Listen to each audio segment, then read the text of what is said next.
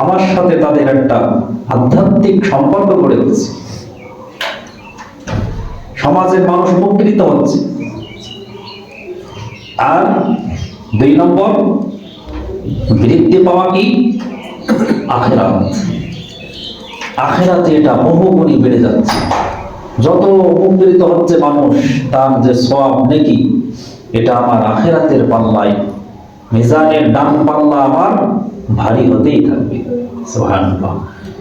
এজন্য যাকাত শব্দের অর্থ হলো বেড়ে যাওয়া।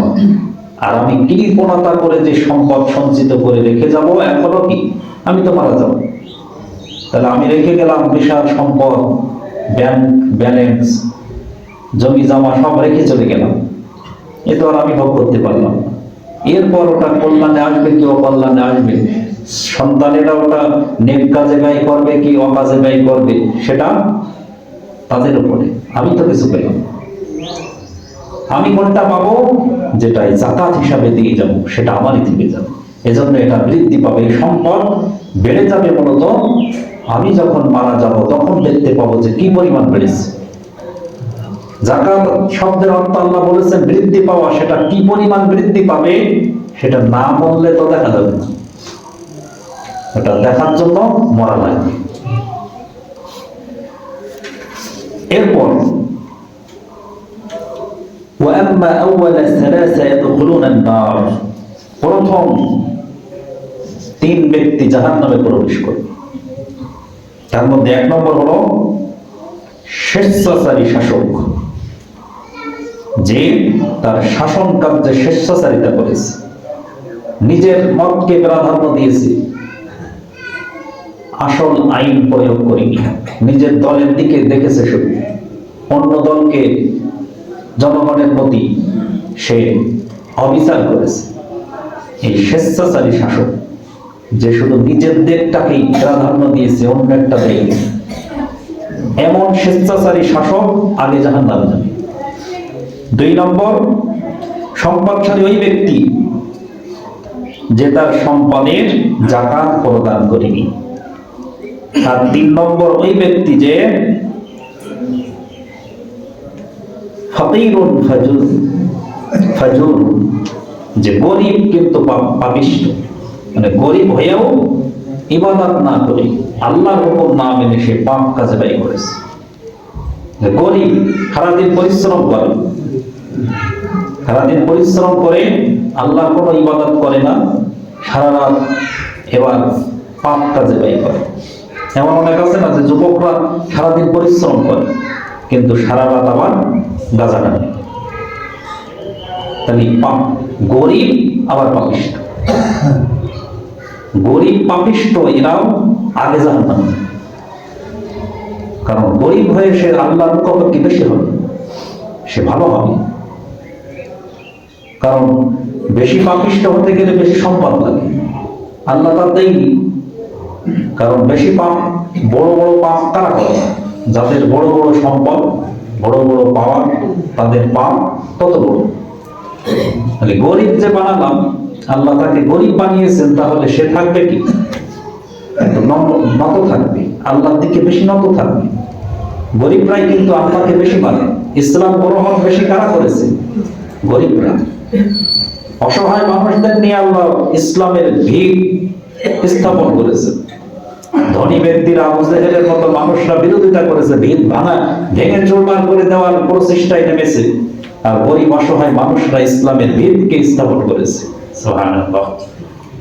কিন্তু সেই গরিবদের মধ্যে যারা পাপিষ্ঠ হবে, আল্লাহকে না মেনে যারা শয়তানের পদাঙ্ক বেশি অনুসরণ করবে, এদেরকেও প্রথমে জাহান্নামের ভিতরে ফেলে তাদেরকে লাঞ্ছনা দেওয়া হবে কিয়ামতের মাঠে। তাহলে 1 নম্বর স্বেচ্ছাচারী শাসক, 2 নম্বর সম্পদের যাকাত আদায় নাকারী, আর 3 নম্বর গরিব পাপিষ্ঠ ব্যক্তি। এরা আগে জাহান্নামে প্রবেশ করবে। এরপরে যাকাতের ব্যাপারে বলা হয়েছে, যে ব্যক্তি ইসলামের কোন অংশ আছে আর ইসলামের কোন অংশ নেই, এই 2 জনকে আল্লাহ কখনো সমান করবেন না।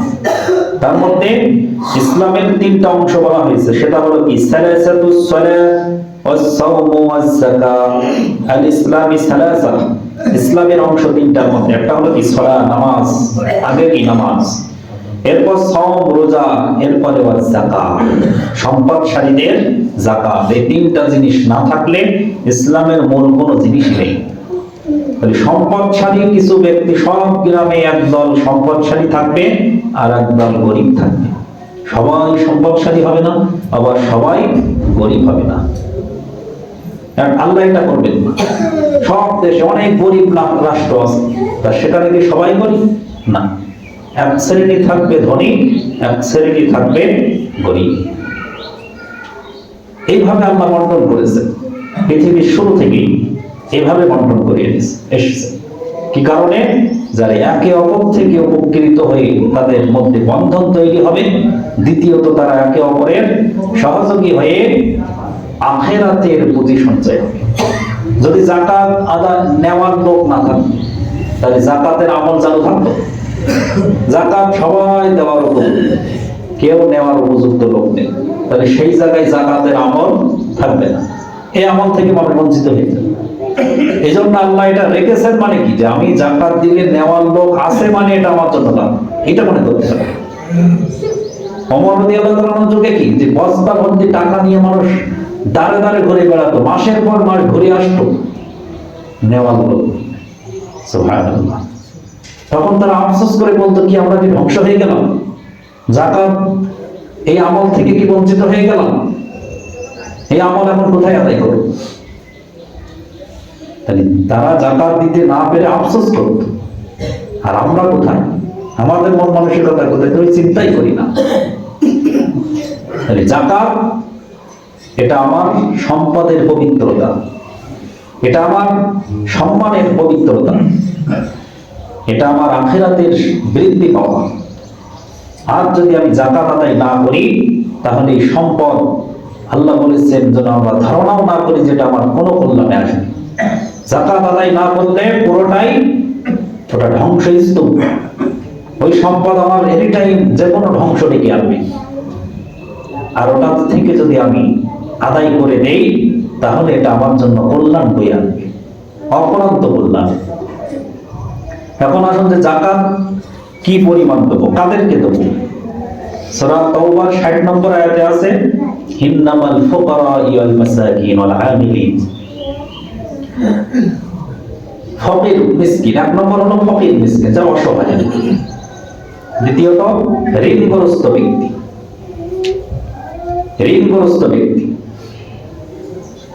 8টি খাত আছে তার মধ্যে অনেক খাত এখন চলন নেই যেমন দাস মুক্তি এটা নেই ইসলামের দিকে আকৃষ্ট করার জন্য কেউ যদি ইসলাম ধর্ম গ্রহণ করে এমন ব্যক্তিদের এখন ইসলাম মুসলমানের সংখ্যা কম নেই আগে যখন কম ছিল তখন সেটা ছিল এখন ওটাও খাটবে এখন যদি কোনো বিধর্মীকে যাকাতের অংশ দিলে সে ইসলাম গ্রহণ করবে তা দিতে পারেন সেটা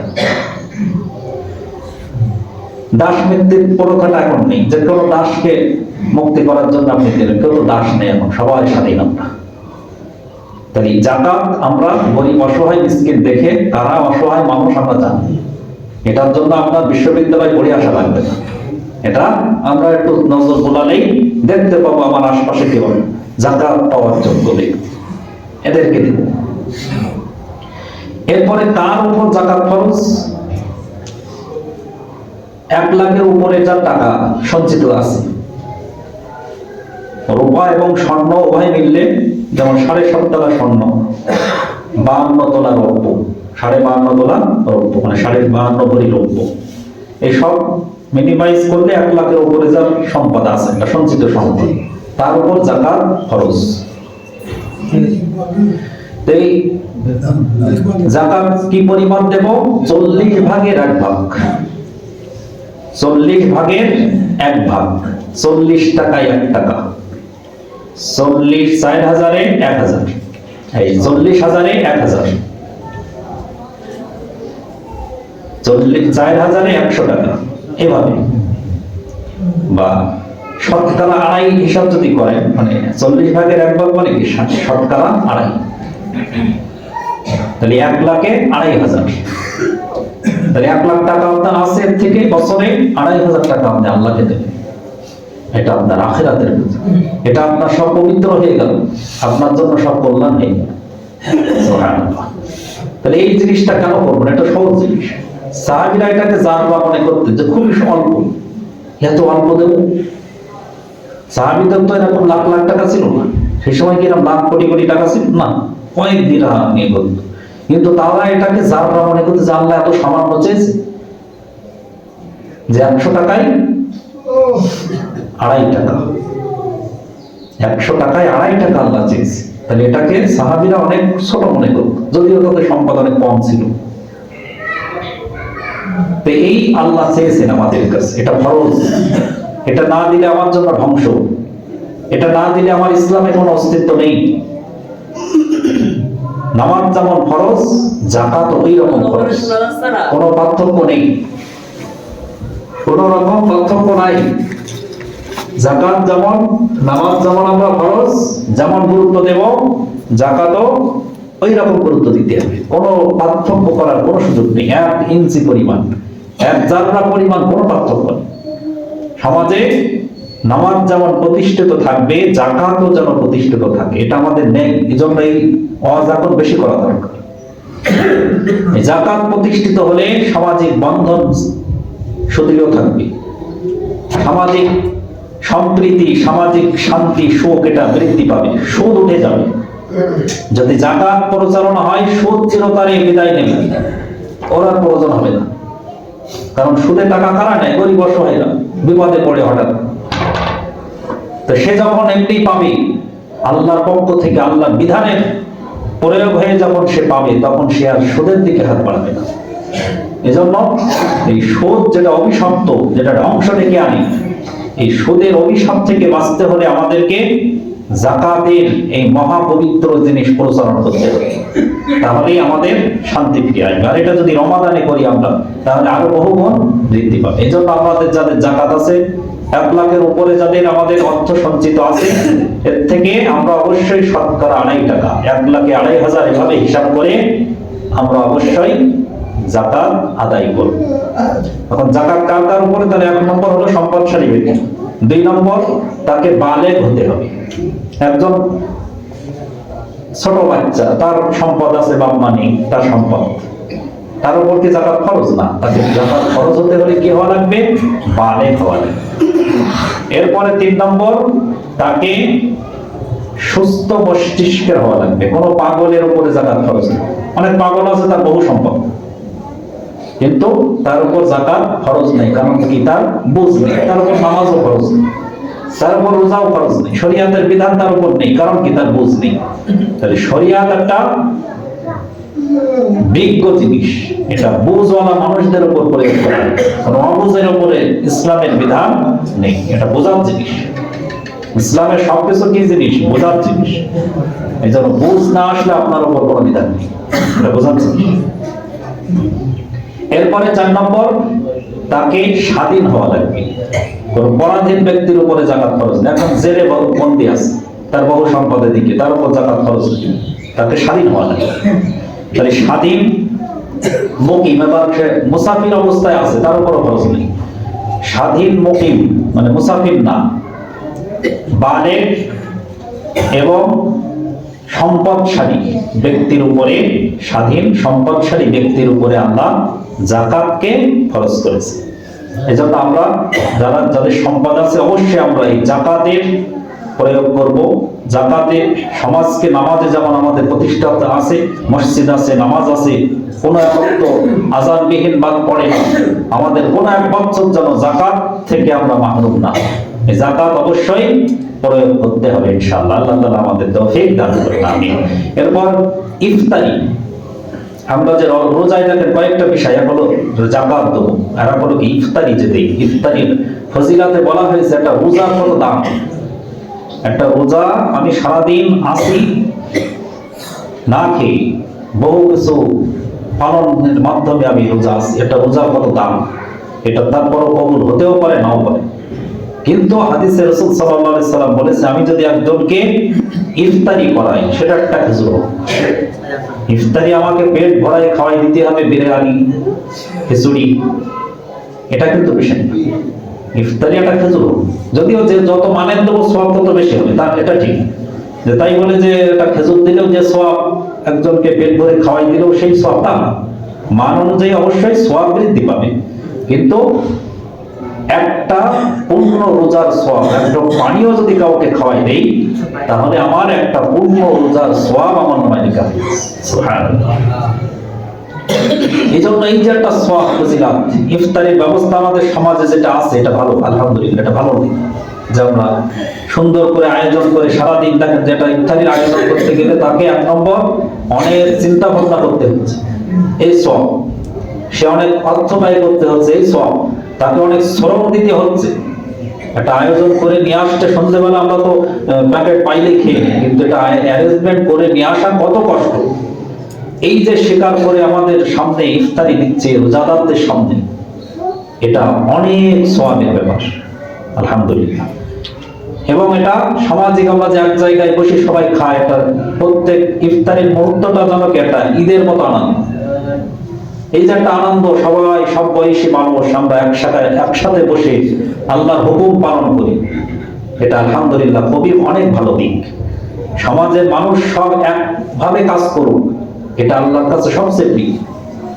এজন্য আমরা ঐক্যবদ্ধ ভাবে এই যে কাজগুলো করছি, ইফতারির যে আয়োজন করছি, এটা আলহামদুলিল্লাহ অনেক আল্লাহর কাছে পছন্দনীয় একটা কাজ। এজন্য এই কাজে আমরা সবাই এগিয়ে আসবো ইনশাআল্লাহ। ইফতার করাবো মানুষদেরকে, একে অপরকে দেওয়াই অনেক আনন্দ আছে। এই যে মানুষ তৃপ্তি সহকারে খায়, আনন্দ তৃপ্তি পায়, রোজা খোলে, ইফতার খোলে, এই যে একটা আনন্দ পায়, এটা যে দেয় তার কিন্তু সারাদিনের এই যে কষ্ট স্বীকার করলে এটা সব ভুলে যায়। এই আনন্দ দেখে রোজাদারদের, এই আনন্দ ঘন মুহূর্তটা দেখে সে যে আয়োজন করেছে, সারাদিন কিন্তু অনেক পরিশ্রম করেছে, কিন্তু সব ভুলে যায়। সুবহানাল্লাহ। এই জন্য আমরা আরো একটা খারাপ দিক